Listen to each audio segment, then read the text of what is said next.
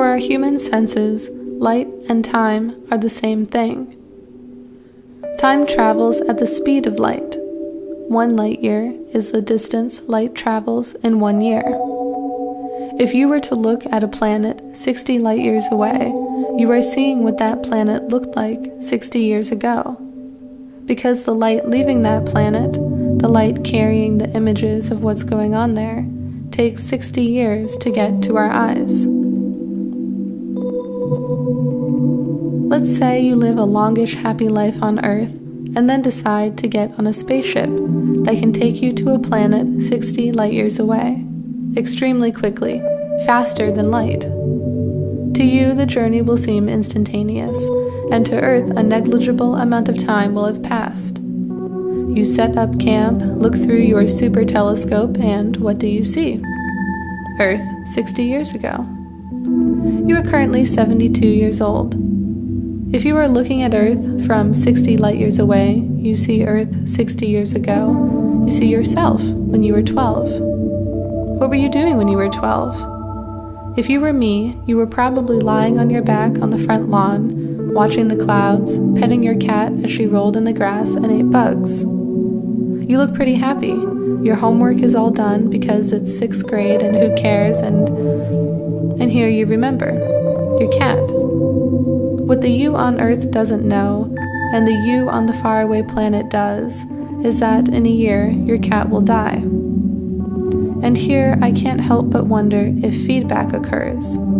The you on Earth was already lived by the you on the planet, but you are still the same person. As far as light is concerned, the 12-year-old you is just as real, though already set in place by photons. So you on the planet might feel a sort of sweetness watching yourself, because you haven't seen your cat in 59 years except in dreams. And maybe you on Earth feels a bit of bitterness, untraceable, because you at once know and don't know your cat is dead.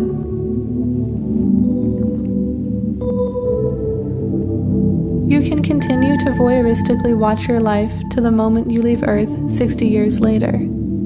Since you departed home sweet home at greater than light speed, something a bit strange will happen. You'll see yourself get into and rev up your spaceship, and then instantaneously, an image of you and your ship will appear right where you landed on the new planet, with a lightning flash containing a series of images of your ship moving backwards, backtracking your journey to the planet from Earth.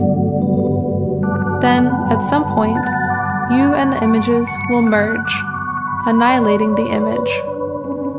You are, quite suddenly, yourself again. If you wanted to see your cat once more, you'd have to hop a taxi to a planet further away. You can keep planet hopping further and further from Earth, sweet Earth, to perpetually rewatch your past.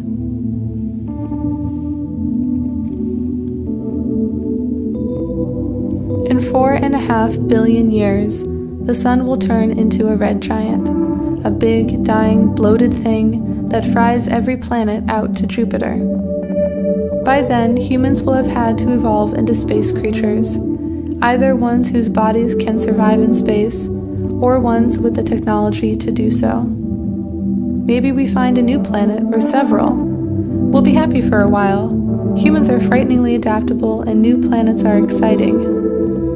But someone will mess it all up. Someone will have a dream about a summer rainstorm, and they'll remember how the frogs bellowed and how the grass smelled.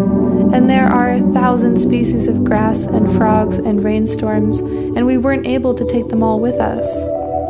We also weren't able to take the roadside wildflowers, the Pacific Ocean, or the moon. It will start with a road trip to a planet just the right distance from Earth to see just the right storm. It will become an addiction. We will seed ourselves across the galaxy, going from planet to planet, distance to distance, time to time, to watch our favorite Earth moments. There are billions of stars and billions of planets out there.